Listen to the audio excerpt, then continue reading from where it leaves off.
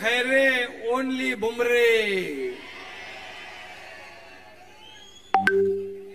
नाना काय म्हणतो ओनली मामा काय मगाशी म्हणत होते मामा बुमरे मामा ना. हा एकच मामा अरे एकच नाना पण आहे ना तो आपला. इकडे आपले दुसरे पण नाना आलेले आहेत. आणि म्हणून आज इथल्या जनतेने शिवसेनेवर प्रेम केलेलं आहे. धनुष्य बाणावर प्रेम केलेलं आहे. शिवसेना प्रमुखांच्या विचारांवर आपल्या छत्रपती संभाजीनगरची निष्ठा आहे. आणि म्हणून एक घोषणा देऊया, छत्रपती धर्मवीर संभाजी महाराज की, धर्मवीर संभाजी महाराज की. आणि म्हणून गेल्या वेळी थोडी गडबड झाली, परंतु यावेळेस दोघांच्या भांडणात तिसऱ्याचा लाभ नाही, आपल्या धनुष्य बाणालाच लाभ होणार. आणि महायुती या ठिकाणी प्रचंड मताधिक्याने विजय होईल. खरं म्हणजे ही लढाई जी आहे, ही निवडणूक फक्त संदीपान भुमरे यांची नाही, ही निवडणूक फक्त संभाजीनगरची नाही, ही निवडणूक आपल्या देशाच्या विकासाची आहे, या देशाच्या प्रगतीची आहे. आणि आदरणीय प्रधानमंत्री नरेंद्र मोदी यांना तिसऱ्यांदा प्रधानमंत्री बनवण्याची आहे. अरे जय श्रीराम, अयोध्येमध्ये राम मंदिर बनणार की नाही असे लोक टिंगल करत होते. मंदिर वही बनाएंगे, तारीख नहीं बताएंगे. मोदीजींनी मंदिर पण बांधलं, तारीख पण सांगितली, उद्घाटन पण केलं. आणि म्हणून या देशाला पुढे न्यायचं असेल, या देशाची प्रगती करायची असेल, या देशाचा विकास करायचा असेल तर आपल्याला कोण पाहिजे? मोदी आणि राहुल गांधी यांच्यामध्ये तुलना केली तर माणूस झोपलेला असताना स्वप्नात देखील काय म्हणेल? मोदी मोदी मोदी. कारण त्याने 10 वर्षाच्या काळात एकही सुट्टी न घेणारा प्रधानमंत्री कोण? गरम झालं की थंडगार हवा खायला परदेशात जाणार कोण? मग कोणाला निवडणार? अरे 10 वर्षात एवढं हिमालय एवढं काम केलंय जे 50-60 वर्षात काँग्रेसला जमलं नाही. मोदींच्या कामाची उंची जर बघितली तर एक हिमालय एवढी आणि काँग्रेसचे 50-60 वर्षाची उंची टेकडी एवढी. कोणाला मतदान करणार? आणि म्हणून आपल्या देशाचं नाव आज जगभरामध्ये आदराने घेतलं जातंय, रोशन केलं जातंय. आज कोणी आपल्या प्रधानमंत्र्याला बॉस म्हणतो, कोणी गळेभेट घेतो, कोणी वाकून नमस्कार करतो. 11व्या नंबरची अर्थव्यवस्था 5व्या नंबरवर कोणी आणलीये? मोदीजींनी. आता 3ऱ्या नंबरवर आणणार आहेत. आणि म्हणून देशाच्या विकासाची ही लढाई आहे. आणि म्हणूनच आपल्या बाळासाहेबांची काय घोषणा होती? गर्व से कहो हम. आणि म्हणून एकच विचार, एकच पुकार आणि हिंदुत्वाचा जय जयकार या संभाजीनगरमध्ये घुमघुमल्याशिवाय राहणार नाही. आणि म्हणून त्यामुळे अबकी बार मोदी सरकार आणि नहीं फिर एक बार मोदी सरकार, अबकी बार अरे 400 पार. त्या 400 मध्ये संदीपान भुमरे नंबर 1 ला पाहिजे ना.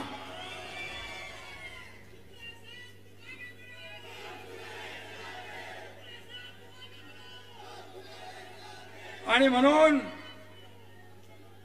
2014 पूर्वी जर आपण पाहिलं तर या देशामध्ये दंगली, बॉम्बस्फोट, घोटाळे, भ्रष्टाचार होत होते.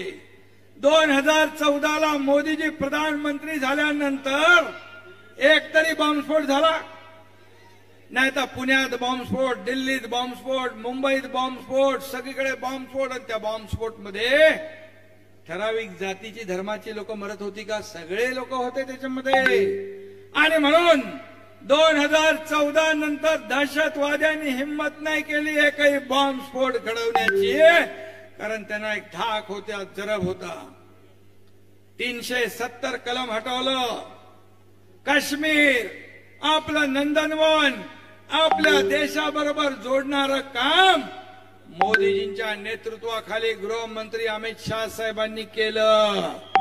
आणि म्हणून काही लोक म्हणाले काश्मीर पेटेल, दगडफेक होईल, बॉम्बस्फोट होईल, जलेगा, अमका होएगा, धमका होएगा. काय झालं?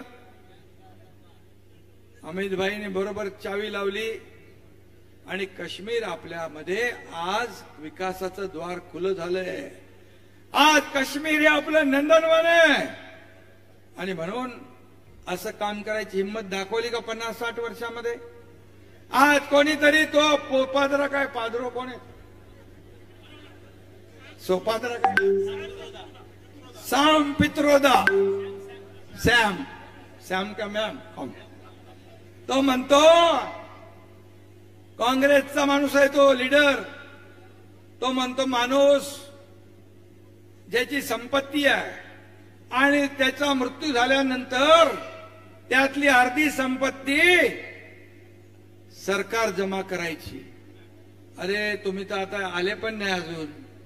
तुमचा डोळा त्या गोरगरिबांच्या संपत्तीवर का? एक तर देशाला लुटणारे तुम्ही, 50-60 वर्ष देशाला खड्ड्यात घालणारे तुम्ही. आज मोदीजींनी 10 वर्षात देशाला एवढ्या उंचीवर नेऊन ठेवलंय. आणि जे गोर गरीब जनतेला मदत करताय, गरिबी हटाव म्हणणारे काँग्रेस, गरिबी हटली का? गरीब हटला. गरिबी नाही हटली, परंतु मोदीजींनी 25 कोटी लोकांना गरिबी दारिद्र्य रेषाच्या वर काढलं. 80 कोटी जनतेला मोफत राशन देण्याचा निर्णय 5 वर्ष पुढे लागू केला. आता मला सांगा अब्दुल भाई, या 80 कोटीमध्ये फक्त हिंदू आहेत का? फक्त मराठी आहेत का? तर याच्यामध्ये हिंदू आहे, मुसलमान आहे, सिख आहे, ईसाई सगळे आहेत. गरीब आहे, त्याचं पोट भरलं पाहिजे, उपाशी राहता कामा नये. आणि म्हणून रोटी कपडा मकान देणारा आपला प्रधानमंत्री आहे. 2014 नंतर एकही घोटाळ्याचा भ्रष्टाचाराचा आरोप विरोधी पक्ष लावू शकले नाहीत. असा बेदाग प्रधानमंत्री आपल्याला लाभलेला आहे. आणि समोर काय? भ्रष्टाचाराने बरबटलेले लोक. अरे प्रभाकर कुठे? अरे ते उद्धव ठाकरे बोललेत ना आपल्या मोदींच्या बद्दल, आणि जे उबाठा मोदींचं गुणगान गात होते ते जरा मी तुम्हाला ऐकवतो. एक क्षणभर धरून चला. सगळे म्हणतात ना मोदी म्हणजे कोण आहेत, मोदी म्हणजे काय आहेत, तर मोदी समोर बसलेले आहेत. पण जर का नरेंद्र मोदी एक पर्याय म्हणून बाजूला ठेवा तुम्ही. आवाज येतोय? एक तरी लायक चेहरा काँग्रेसकडे आहे जो पंतप्रधान पदाची खुर्ची नवे मान मराठा आणि जबाबदारी सामावू शकेल असं देत आहे. कोणी राहिलेलं नाहीये. सगळे बरबटलेले आहेत. कोण कोळशात बरबटले, कोण पूजेमध्ये बरबटले, कोण कशात बरबटले, सगळं बरबटलेलं. तुम्ही नरेंद्र भाईंना मत देत नाही आहात, तुमच्या भवितव्याला मत देत आहात. तुमच्यासाठी तुम्ही मतदान करणार आहात.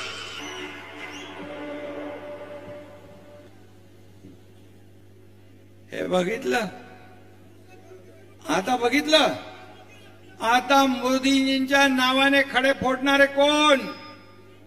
सरडे रंग बदलतात, पण एवढा फास्ट रंग बदलणारा सरडा या महाराष्ट्राने पहिल्यांदा पाहिलाय.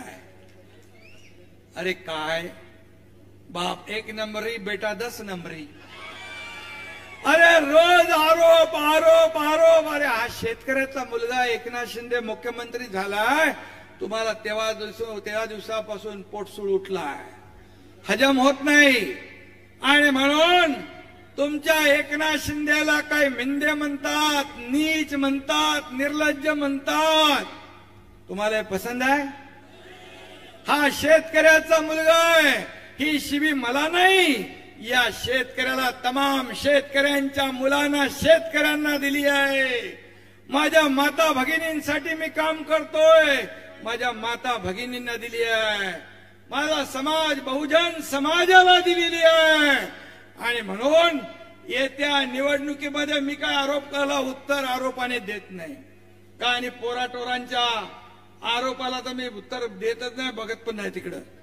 पण इथं सांगतो, येणाऱ्या निवडणुकांमध्ये या महाराष्ट्रातली जनता तुम्हाला मतपेटीद्वारे तुम्हाला घरी बसवल्याशिवाय राहणार नाही. ही काळ्या दगडावरची भगवी रेग आहे. आणि मग आता घरी बसायची तुम्हाला सवय आहेच. घरून राज्यकारभार चालवायचा. उंटावरून शेळ्या हाकता येतात का? उंटावरून शेळ्या हाकता येतात? फेसबुक लाईव्ह वरून सरकार चालतं का? हा Eknath Shinde face to face लोकांमध्ये जातो, शेतकऱ्यांमध्ये जातो, बांधावर जातो, शेतीत जातो. मला म्हणतात हा हेलिकॉप्टरने जातो आणि शेती करतो. असा शेतकरी बघितलाय का? मला सांगा. जर मी महाबळेश्वरला गाडीने गेलो तर 8 तास लागतील. 8 तास त्यांना तो शौक आहे. 8 तासात मी 10,000 फाईल साईन करेल. 10,000. मला शेतीची आवड आहे, कारण शेतकऱ्याचा मुलगा आहे मी. तुम्ही शेतकऱ्याला शिव्या देताय, कामगाराला शिव्या देताय, महिला भगिनींना शिव्या. काय तुमचं चाललंय? माता भगिनींना काय काय शब्द वापरताय? ही बाळासाहेबांची संस्कृती नव्हती, बाळासाहेबांचं ही परंपरा नव्हती. बाळासाहेबांचे विचार सोडले तुम्ही. बाळासाहेबांच्या विचारांना मूठमाती दिली. स्वतः खुर्चीसाठी 2019ला तुमच्या तमाम या महाराष्ट्रातल्या जनतेच्या पाठीत खंजीर कुणी खुपसला? तुम्ही छापला, खुपसला. मग बैमान कोण? विश्वासघातकी कोण? आम्ही तर शिवसेना वाचवण्याचं काम केलं, धनुष्यबाण वाचवण्याचं काम केलं, म्हणून अभिमानाने आज तुमच्या हातात धनुष्यबाण आहे. आणि म्हणून शिवसेनेचं खच्चीकरण थांबवण्यासाठी आम्ही निर्णय घेतला. अरे मला सांगा, सरकारमध्ये असलेले मंत्री सत्तेला ठोकर मारून पाय उतार होऊन बाहेर कधी पडलेले बघितले? आम्ही पडलो. नमस्कार, मी श्रीहरी. या गोरगरिबांसाठी, या शिवसेनेसाठी. आणि म्हणून आज तुम्ही एवढ्या मोठ्या संख्येने उपस्थित झालात. मी सांगतो तुम्हाला, जर आम्ही चुकीचं पाऊल उचललं असतं तर या संदीपान भुमरेच्या रॅलीत एवढे हजारो लोक आले असते का? महाराष्ट्रातच असं चित्र आहे. आणि त्यांना कायमस्वरूपी घरी बसवण्याचं काम या निवडणुकीत आपल्याला करायचं आहे. आणि म्हणून बाकी कोण आहेत ते ऐरे गैरे तिकडे काय बघू नका. ऐरे गैरे म्हणजे माहित आहे ना, त्यांचा इतिहास पण तुम्हाला माहित आहे. मला बोलून तोंड खराब करायचं नाही. संदीपान भुमरे एक हाडाचा कार्यकर्ता आहे, सर्वसामान्य कुटुंबातला आहे. आणि म्हणून त्याला येत्या किती तारीख आहे मतदान? 13 तारखेला धनुष्यबाणासमोरचं बटन आपल्याला दाबायचं आहे. आणि पुन्हा मोदी साहेबांना या देशाचं प्रधानमंत्री बनवायचं आहे. बाजूला जालना मतदारसंघ आपला रावसाहेब दानवे यांचं तिथं कमळ आहे. आणि म्हणून तुमचं मत, एक मत विकासासाठी, तुमचं एक मत मोदींच्या पुन्हा प्रधानमंत्री बनण्यासाठी. धनुष्यबाणावर मत म्हणजे कुणाला मिळतं? ते थेट नरेंद्र मोदीजींना. महायुतीला मत म्हणजे थेट नरेंद्र मोदीजींना. आणि म्हणून तुमच्या विश्वासावर, महाराष्ट्राच्या विश्वासावर, या देशातल्या जनतेच्या विश्वासावर मोदी गॅरंटी या देशात चालते. दुसरी काही गॅरंटी चालत नाही.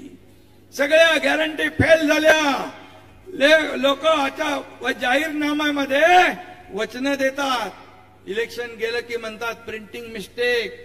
खरं म्हणजे जाहीरनामा काढण्याचा अधिकार, नैतिक अधिकार काँग्रेसला आहे का? खरं म्हणजे 50-60 वर्ष तुम्ही काय केलं त्याचा हिशोब द्यायला पाहिजे.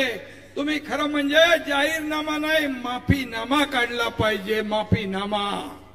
आणि म्हणून तो अधिकार फक्त मोदी मोदी मोदींना आहे. आणि म्हणून मी जास्त वेळ घेत नाही. तुम्ही भर उन्हामध्ये आहात. मी तुम्हाला मनापासून धन्यवाद देतो की या ठिकाणी आजच आपण भुमरे मामाच्या नावावर शिक्कामोर्तब केलेला आहे. केलंय ना. 13 तारखेला काय होणार? भुमरे नाना आता दिल्लीचा रस्ता त्यांचा मार्ग मोकळा करणार ना तुम्ही. आणि म्हणून रावसाहेब दानवे अरे इथं दिलं ना कॅबिनेट, तर दम खा जरा. आणि रावसाहेब दानवे यांना देखील 13 तारखेला आपण प्रचंड मताधिक्याने विजयी करायचंय. ज्या ज्या ठिकाणी आपले सगळे इथं तर आमदार 5 आमदार आपले आहेत या तुमच्या भुमरेंच्या. एक कन्नड बाकी आहे ना. कन्नड मध्ये पण आपली सगळी यंत्रणा लावा. अब्दुल सत्तार भाई आणि सगळे मंडळी तुम्ही सगळे इथले 5 आमदार आहेत आपले शिवसेना भाजपा महायुतीचे. आणि कन्नड मध्ये कुणाचं टांगापलटी करायचं माहित आहे ना. आणि म्हणून बाकी मी जास्त काय बोलत नाही. 2 आपले शिलेदार मोदीजींचे या ठिकाणी शिलेदार दिल्लीला आपल्याला पाठवायचे आहेत. त्यासाठी आपण सगळ्यांनी कामाला लागा.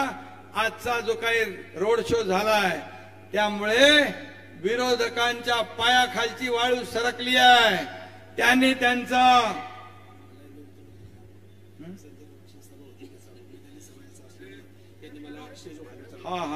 हे असेच आहेत. अरे बाबा हे दलित लोकांना असंच करतात. त्यांच्याकडे काही प्रेम वगैरे नाही, फक्त वोट बँक म्हणून वापरतात. दलितांना पण आणि मुस्लिम लोकांना पण फक्त vote bank. Vote bank. Vote मिळाला की तुम कहा के हम कहा के.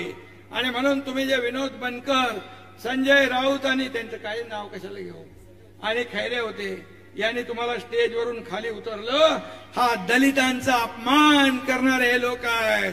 आणि म्हणून दलित बांधवांना देखील मी विनंती करतो यावेळेस तुम्ही महायुतीला प्रचंड मताधिक्याने विजय करा. आणि पुढचे 25 वर्ष या देशाचा विकास या ठिकाणी या देशाची प्रगती करणाऱ्यांच्या हातात देशाची सत्ता द्या. एवढीच विनंती आपल्याला करतो. मनापासून धन्यवाद देतो. जय हिंद, जय महाराष्ट्र, जय श्रीराम.